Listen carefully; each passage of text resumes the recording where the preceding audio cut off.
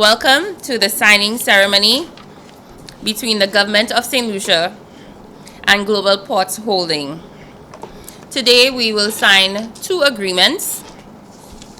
One is the concession agreement for the St. Lucia Cruise Port, and the second agreement is the additional investment for the redevelopment of the Soufriere Waterfront and the project in my constituency, Castries South, at the Banan lands.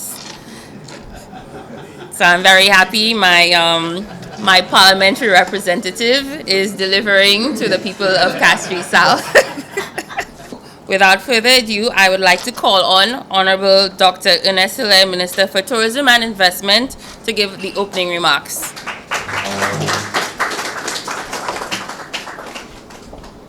We've really given a lot of time and attention in negotiating those two agreements, and I must say to the chairman of GPH that your team has really stretched us to the maximum in terms of the amount of time and attention that we give to negotiating these two agreements. And I must say to the local team, the SLASPA team that joined up with the Invest St. Lucia team, that joined up with, SLASPA team, including SLASPA lawyer, the AG's team, Mr. Snack, and I don't see the Solicitor General here, but a lot of work was done by the local team to take us where we are. The chief economist, Janai, is not here with us today, but he too really contributed. The PS Finance, the technical team was really, really involved and did a lot of work to get this agreement where it is. And I'm really proud of the local team.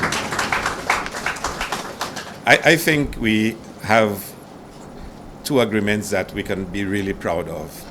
I think if you recall in the history of St. Lucia, two MOUs had previously been signed for the redevelopment of Port Castries.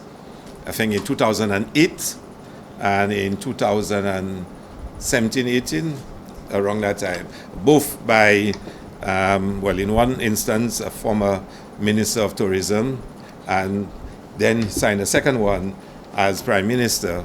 And I think in both instances, it reflected a sincere, no, it wasn't you, no. Not the Prime Minister, who was a former Minister of Tourism. But, I mean, it reflected a sincere desire to upgrade the offerings in Port Castries for cruise tourism. It did not come to fruition, but let us acknowledge there was a clear recognition that we had to upgrade our cruise tourism product, and we had to upgrade the infrastructure. So as far back as 2008, there were attempts to do so. When we did come into office in July 2021, we found again an effort to engage to upgrade the port infrastructure. It was now our task as the new government to complete that journey. Our first reflection of the agreement, we felt we wanted changes made, and we started to negotiate changes. And in came a very special lady who happens to be the parliamentary representative for Soufriere, and she said, that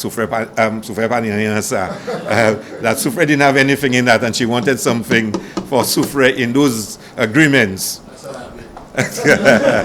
and then we had to go back to the GPH team and say to them, look, we need to rethink some of the arrangements because we want now the entire redevelopment of the Soufriere waterfront. And I can tell you it's going to be a major undertaking, but it's going to transform the look and feel of Soufriere when it is done. And therefore we had again to negotiate further to include Soufriere. I'm also pleased that there is going to be the redevelopment of the Banan fishermen area. I think you will all agree it's sometimes not the most pleasant sight, especially if you're on a ship leaving Castries and you look to your left and you see the area. The fishermen will get a redeveloped area for their fishing practices, as well as adding services for the cruise sector. So I'm very, very delighted that that is included as well. we certainly look forward with eager excitement to the immediate commencement of works and the implementation of the agreements. The Castries Waterfront will look a lot better with a redeveloped vendors arcade.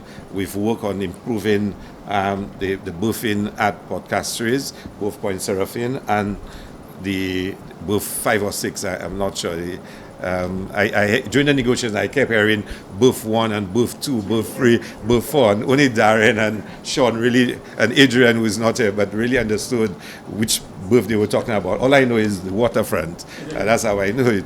And included also is the removal of the old customs building and a rationalization of that area there. Another exciting addition for me is the boardwalk that will be built from the Vendors Arcade to the Sanssouci Bridge. I think it would create a whole new added experience for cruise passengers. Those of us who work on the waterfront will tell you when the cruise ships are there, hundreds, thousands of visitors walk to Castries city center. And just having that experience along the waterfront to add to their experience of Castries will be something special. So thank you to everyone who worked so hard to bring us where we are today. And I'm sure the Prime Minister will say his own words about what it means to us as part of our national development program. But for me, it is especially something that I am proud of, knowing the amount of discussions we had to have, the amount of input from the technical team and everybody else to take us where we are today. So thank you very much, team. Thank you very much, GPH team. And let me just restate my joy and satisfaction that we've reached where we are today. Thank you very much. Thank you, Honorable Ernestile.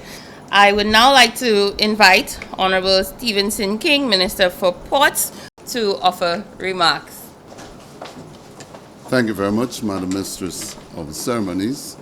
Of course, it is one of nostalgia always when it comes to the development of Port Castries. For me, I can recall and would reflect on what Port Castries has become to date and what it's likely to become in the years ahead. From the careenage, where many vessels, schooners, careened, to Prince Alfred Basin, which was reclaimed to create the Independence Docks, and of course a conway to be reclaimed to get this vista of a new seafront with government buildings and Point Seraphine reclamation for the creation of Point Seraphine duty-free shopping. What we are here today is to see yet another phase of the development and improvement of Port Castries to enhance on this occasion not just the environment per se, but the experience of touristic activity within Port Castries here in St. Lucia. Castries has always been an amazing port, being probably the deepest, and the landlocked nature of the port, which makes it one of the safest harbors in the Caribbean. What is likely to happen is, as I said, to improve the experience from the touristic side. But I'm hoping that that experience and that development will more or less present itself as the catalyst for the social and economic development of the urban areas of Castries. What is behind the veil of this new development that is taking place in terms of the urban areas that we now must, and I speak from the standpoint of being minister responsible for urban development, to recommit ourselves to investment in urban renewal, in urban development, to bring social and economic activity to the people of the city and beyond its boundaries, those who live on the fringes of the city in the urban area, so that they too can not just claim to be part of the city of Castries and to be one who would admire the development that will take place, but can be a component in the economic activity, economic and social activity of the city. So that blend, that marriage, that mix can further enhance what we offer to our people generally, and to our visitors who we offer a touristic experience. I want to commend those of you who participated in the negotiations of this agreement, and I want to indicate that I look forward to the development, I look forward to the outcome, I look forward to the opportunities that it will present to us as a people, to our country in general, but also the opportunities for us to capitalize on what is being offered. I want to commend the parliamentary representative for Soufriere, who made the appropriate intervention to request that some consideration be given to Soufriere, which of course happens to be the mecca of tourism in St. Lucia. I'm very proud that something will happen there, and we all look forward to it. So once again, it is my pleasure to be part of this very historic occasion, one that I believe brings meaning and significance to the intention of the government of St. Lucia in a partnership with GPH and those who are committed to the cause. Once again, I thank you.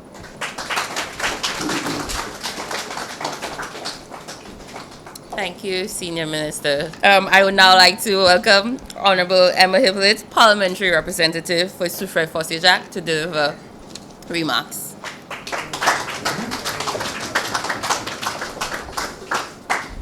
Yesterday, when Monday indicated to me that I had to say a few words today, this morning I came in and I said, I'm very nervous. But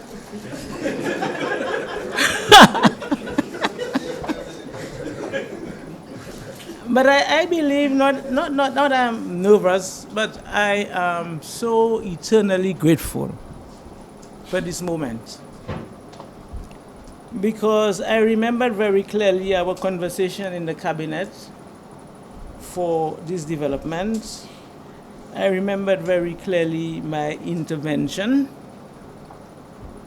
And something happened, which I will keep up to now a secret, so I won't even share it. But I always call it divine intervention. I got a call, I met a gentleman, we had a secret date, and as a result of this,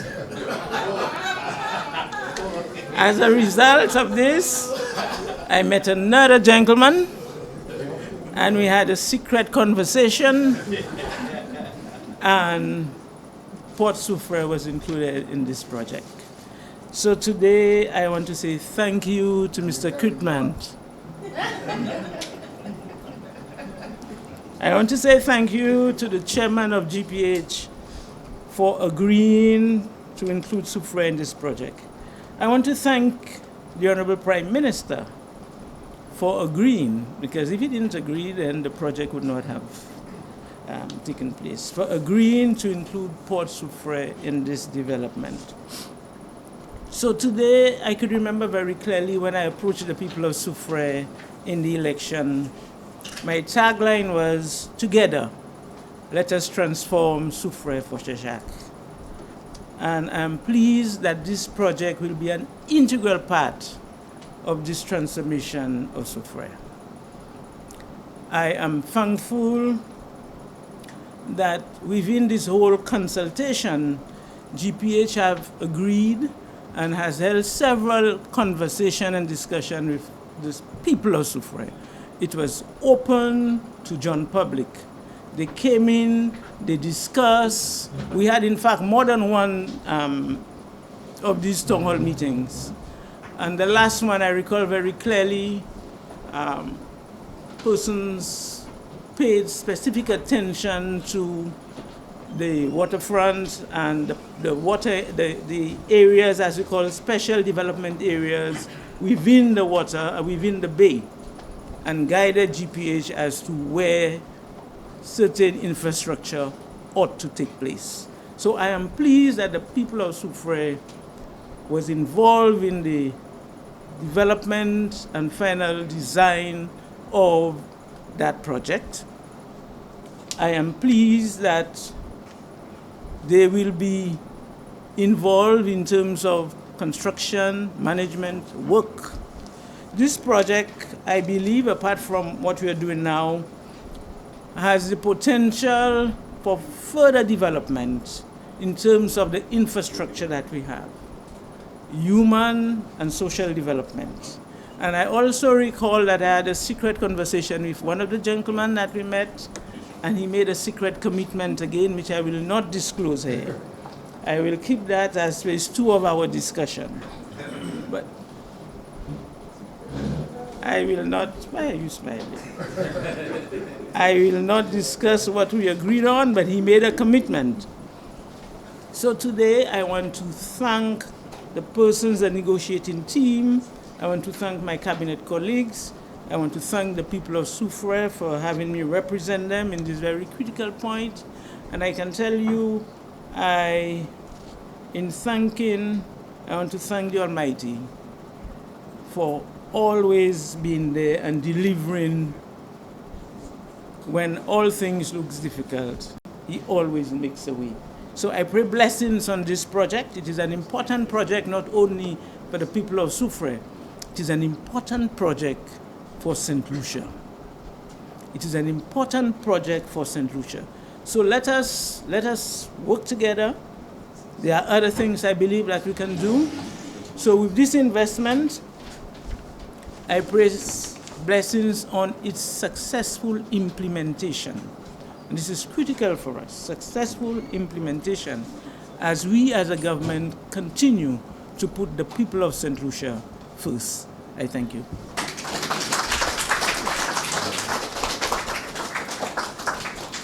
Thank you very much, Honorable Hippolyte. And when she came in this morning, she said she had no prepared remarks, but the Holy Spirit would guide her. So there you have it.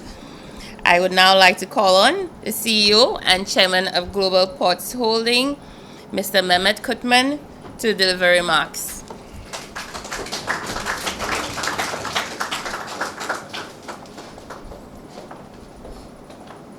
First time I came to St. Lucia, I think it was 2017 or 18. There is no doubt this has been one of the longest stories in our portfolio. By far the longest story. We came to an agreement. We went back and forth, back and forth. There's no doubt Minister Hilaire worked very hard on this project. Very, very hard. The whole SLASPA team worked very hard. The lawyers worked very hard. And finally, we are at the end.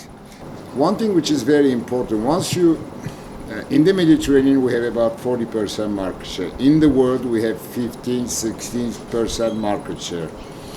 You cannot afford to make any mistake anymore. So whatever you create has to be top-notch, environmentally safe, sustainable. You need to grow the traffic, very, very important. Like Antigua, for example, I always said this. I always appreciated Prime Minister Gaston Brown. He went out on a limb. That was our first foray into the Caribbean. He used very tough words, which I'm not going to repeat here, against the industry, let's say. But looking at Antigua right now, there was no home port. Now there's home porting activity in Antigua. Small ones, but it's happening. We're developing, again, the port and everything there. And here, in all honesty, is a beautiful island between the Pythons. And by the way, I want that thing once we leave. There's a lot to do. Just now, somebody approached me, I don't know who it was, that we need a passenger bridge between the marketplace, the vendors arcade to the marketplace, and I promised that we're gonna do it. But again, all those things, I always say the same thing to my team. Think of a destination as a big building. You're one of the tenants. If all the tenants are not happy, then eventually the landlord is gonna say, well, sorry, you know, the other tenants are not happy, you better leave. Otherwise, the building will not be right. So we have to make sure. I mean, when we came here, and this part I'm going to read, basically the team spoke to practically the Taxi Drivers Association, the St. Lucia Dry Goods and Crafts Association, the Chamber of Commerce, the Soufriere Regional Development Foundation, and many other key stakeholders. That's our first job that we have to do. Once we go, we have to make sure that the community supports us. Without the support of the community, our job will become an absolute nightmare. It's very, very important for us. Not only it will be nightmare in the destination we are, it will affect the other destinations as well. So for us, community support, the government support is very, very crucial. The second thing, Ms. Emma Hippolyte here, she kept asking, and she got everything you want, but we want more this time. We want to, because Soufriere, although I haven't been, before coming here, I looked to a lot of pictures and videos. That place needs upgrading, for sure. It does not, I think, have the infrastructure which it offers. It's not there yet. A lot of infrastructure has to be put place in coordination under the auspices of the foundation. We're not saying we should do it. We will recommend, we'll do it together. The foundation will be running it like it has been running, for sure. We don't want to get involved in that. Now, the other thing that all the things that we do, we're going to expand the existing berth at Point Seraphin. We're going to increase the capacity of the home port. Hopefully, slowly, we're going to start home porting with a couple of small cruise lines. We're going to redevelop the vendors arcade and port retail experience. The duty-free part, I was just talking, not duty-free, the La Place Carnage and the Port Authority thing, whatever, the blue building, the ugly blue building. We're going to demolish that and hopefully incorporate a very nice design there. I mean, all you have to do for people who has been to Nassau, Bahama, if you look to Nassau, Bahama, what it was and what it is now, it's basically a sign. You can look to all other European ports, what it was, what it is now. It's a sign of what we do. Now, the most important thing, of course, you call it Banana Bay, I believe, Fisherman's Village. That I will get involved personally, for sure, and that design will be really nice. And of course, development, upland development at Soufriere thing. But again, all those things can only possible with a good coordination with the community, the permits, the licenses, because whatever we do, we always have to comply with the rules and regulations. The other thing which is very important in none of our destinations, be it from Thailand, from Vietnam all the way to Bahama, we don't have a single expat working. It's all locals. If we can't find the human resources local, we take it, we train them, and we bring them back. So that's our policy. We do not import people. We do not send expats. That's a very important factor. And before I take too much of your time, I might get a bit emotional, so I do apologize. We have a foundation which is called Gregory Michael Keys Mehmet Kutman Foundation. Gregory was one of the founders, well, the founder with me of this firm. It's a very, I guess, big foundation. It does support especially cancer, brain tumor cancer. You can Google it at Yale University. But it also has a scholarship program. So that foundation, I discussed with the trustees or relatives, let's say, that foundation will be working together with the Prime Minister's office or the relevant foundation here to have scholarships for 10 students for life. Every year, 10 more students will be added. So, for example, if you take from high school, 10 students, the university, and then the next year, another 10. The next year, another 10. It will be a rolling thing. I hope, of course, they go to good universities. But I discussed this. The structure, as far as we are concerned, is there. We're ready to commit whatever is required.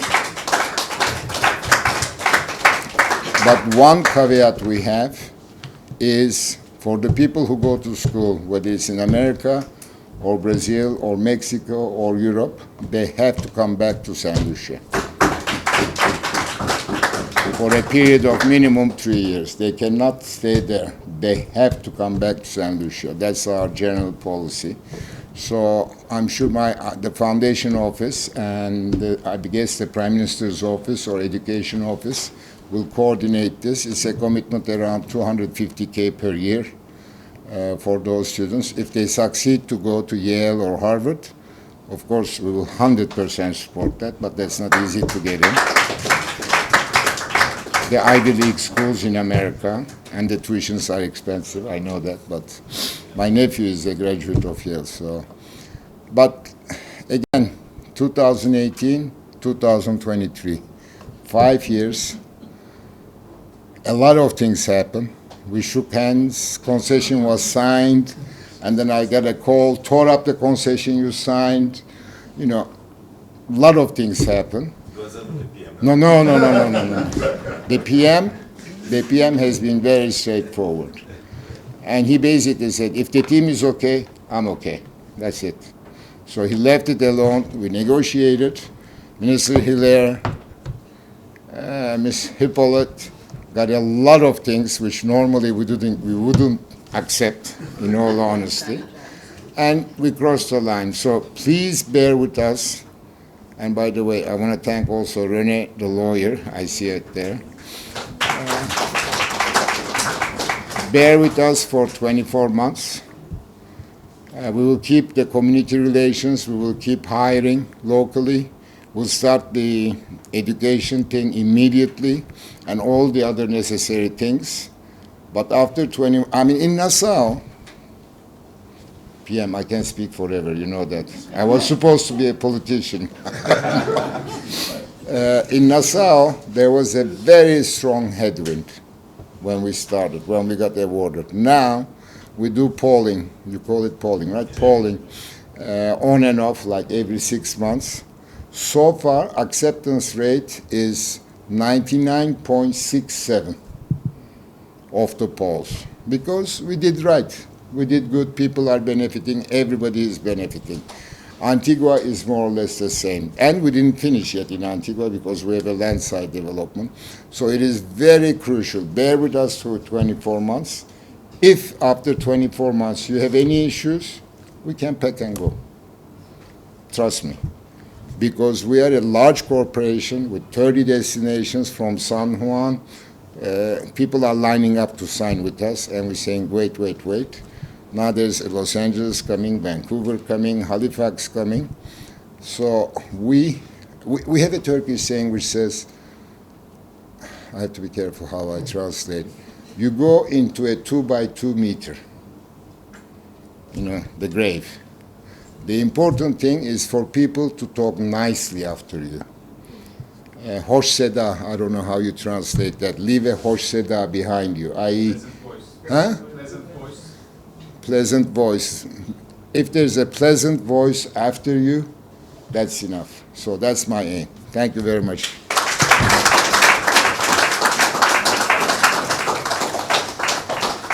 Thank you very much, Mr. Kutman. And I can say that I did visit the port in the Bahamas after it was opened, even if Dr. Matthews didn't invite me to the opening ceremony, but I will forgive him one day for that. But very impressive work. But at this juncture, we will sign the concession agreement. We'll go around the table for the 7 signatories which are needed.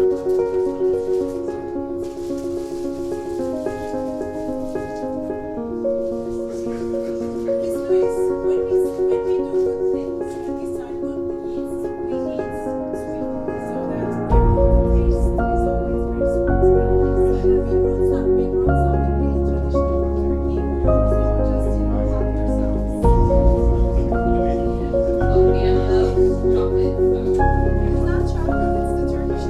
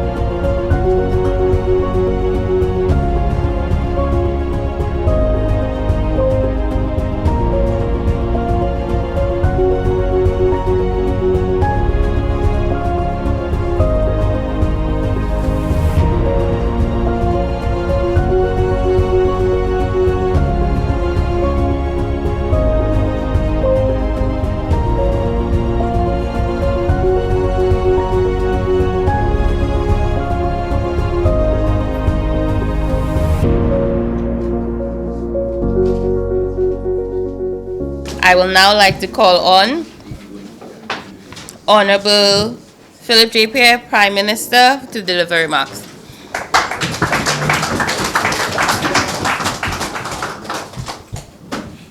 I thought that Mr. Cutman will have allowed me to make the announcement about the scholarships.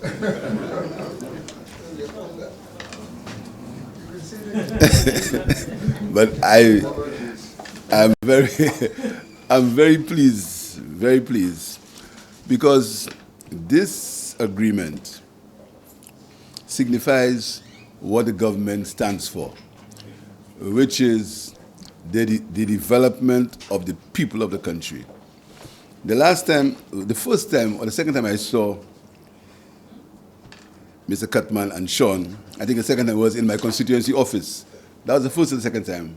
The first time? First time. The first time. I brought him to my constituency office, and that was a Wednesday. And he saw about 80 people in a room smaller than that. And he asked whether I was a madman. Because he could not believe that in a room that there were 80, more like 100 people outside coming to see, not the Prime Minister, but a Prime Minister. And Sean told me that he was baffled. He says, how do you do it? And the reason why I'm saying that, because in this agreement, and the first time I asked him was, what will happen to the vendors? The first thing I asked you, what will happen to the vendors? I said to him, he was telling me all about ports. I said, what will happen to the vendors? And he said that the vendors are going to be taken care of. And to me, that was significant, because the vendors are the ones who would benefit directly from that development. And I'm really pleased, and I thank him, I thank the minister also for ensuring that the vendors' arcade gets done and gets renovated so the vendors can benefit. That is extremely important to me. Secondly, the people of Soufriere.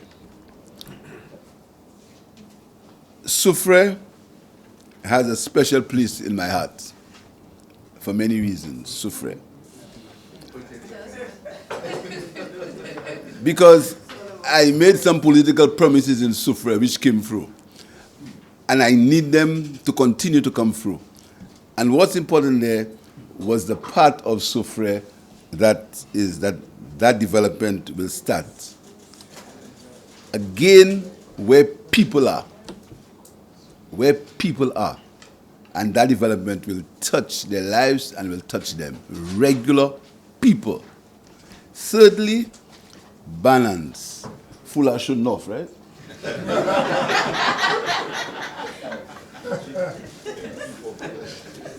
Again, people are there. If you notice, I haven't said much about the development, the harbor, etc. That's important. But the people will benefit from that development in these three crucial areas. And that is what impresses me the most. Because when we have more visitors, when we have more cruise passengers, there are more people on the ground, and we have to find ways to allow you to make the return on your investment, but you also have to find ways to make the people benefit. So it's important that you make your return on investment, and the government has ensured that we have a balanced set of negotiations. A balanced agreement that both sides will benefit. It's not one-sided. Both sides will benefit. Ernest used to call me in the last week or so every night about something must change, because he understands the philosophical position of the government that these agreements, then we must find ways for the people to benefit from these agreements. And this is the philosophical position of the government. And I mean, we make no excuses for it. There can be no agreement that doesn't involve the people of the country where the people will benefit. And I really thank you for understanding that. And now adding the scholarships to it makes it even more important to us. So thank you very much for understanding that. We started that, we signed that MOU in October 2022. October. That's a few months ago. And right now, we are in August, a significant day, 2nd of August, and we are signing this agreement after we signed the MOU. I hope that, and I take your word for it, that most of us inside there, well, many of us inside there, we have a time span. No, not all, not all.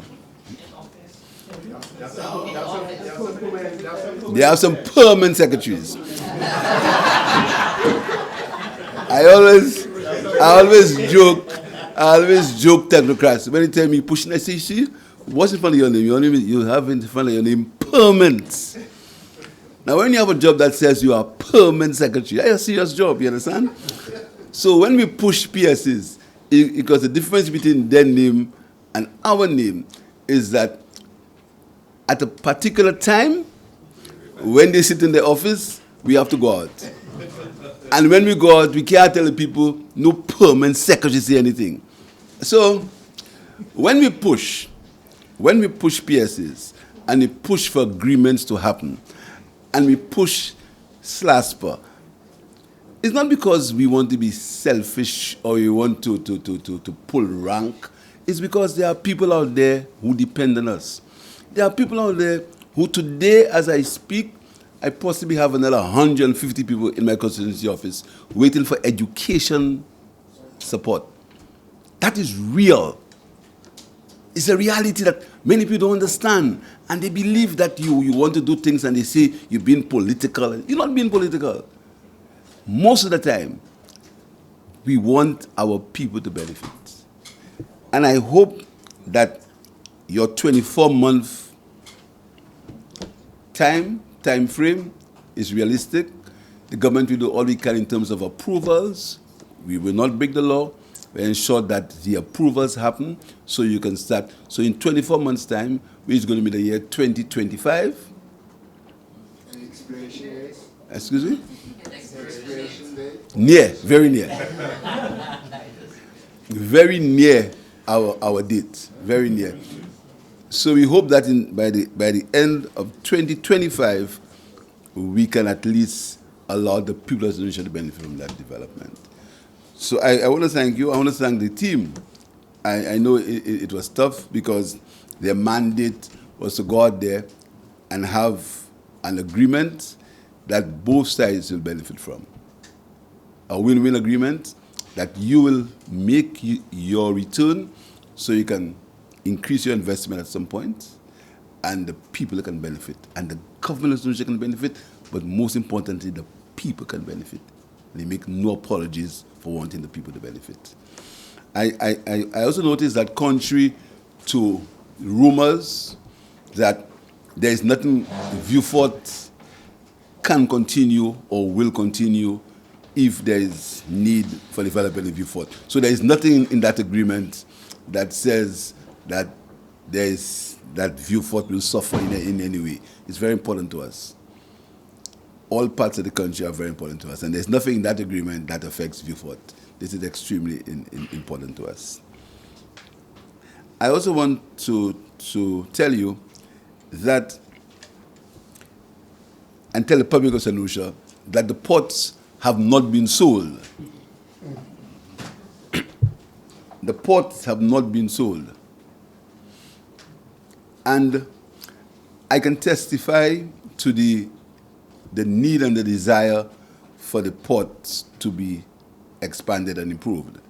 When I was Minister for Tourism, I actually visited Ocho Rios in Jamaica with I can't remember the name of the folks. I think it's some cruise ship company, I can't remember the name, to look at what is happening in Ocho Rios to see whether we could develop our ports in St. Lucia.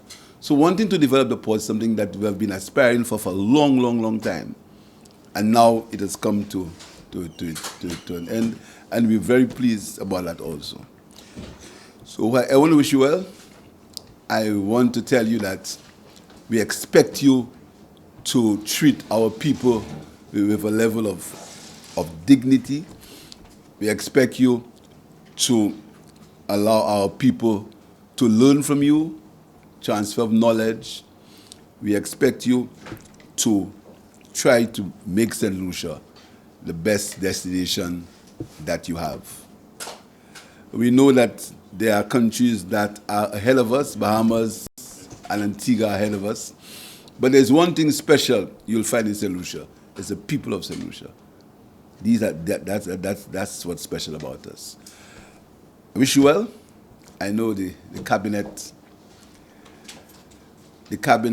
and this cabinet is very, very tough. You can ask him. You understand? If you think he was tough, the fellows out there are tougher. So the very fact that so many of us are here shows that the entire government is supportive of that venture, and the entire government